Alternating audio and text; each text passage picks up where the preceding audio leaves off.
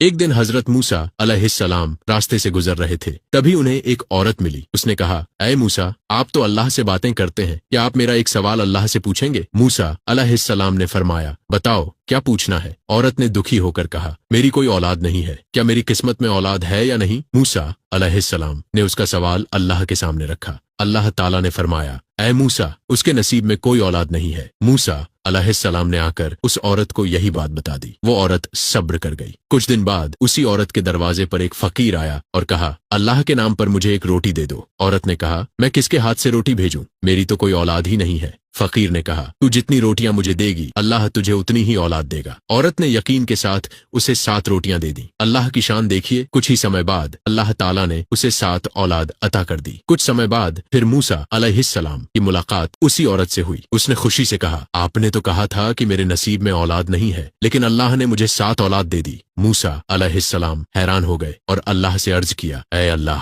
तूने तो कहा था कि उसके नसीब में औलाद नहीं, फिर उसे 7 औलाद कैसे दे दी? अल्लाह ताला ने फरमाया, ऐ मूसा, मेरे लिए इंसान का गोश्त लाओ। मूसा अलैहिस्सलाम शहर में गए, लेकिन कोई भी इंसान अपना गोश्त देने को तैयार नहीं हुआ। आखिरकार वो एक तपते रेगिस्तान में पहुंचे, जहां एक फकीर गर्म रेत पर लेटा हुआ अल्लाह अल्लाह कर रहा था। मूसा अलैहिस्सलाम ने अपनी परेशानी बताई। फकीर ने कहा, अगर अल्लाह के लिए चाहिए तो मैं देता हूं, और उसने अपने जिस्म का गोश्त काट कर मूसा अलैहिस्सलाम को दे दिया। मूसा अलैहिस्सलाम उसे लेकर अल्लाह के पास पहुंचे। अल्लाह ने फरमाया, ऐ मूसा, ये गोश्त तुम्हें किसने दिया? मूसा अलैहिस्सलाम ने बताया, एक फकीर ने, जो तपती रेत पर लेटा हुआ तेरा नाम ले रहा था। तब अल्लाह ताला ने फरमाया, ऐ मूसा, गोश्त तो तुम्हारे पास भी था, तुमने अपना क्यों नहीं दिया? और आगे फरमाया, उस औरत को जो औलाद दी गई वो उसी फकीर की सच्ची दुआ की वजह से दी गई है। अब तुम ही बताओ, मैं अपने ऐसे बंदे की दुआ को कैसे ठुकरा देता?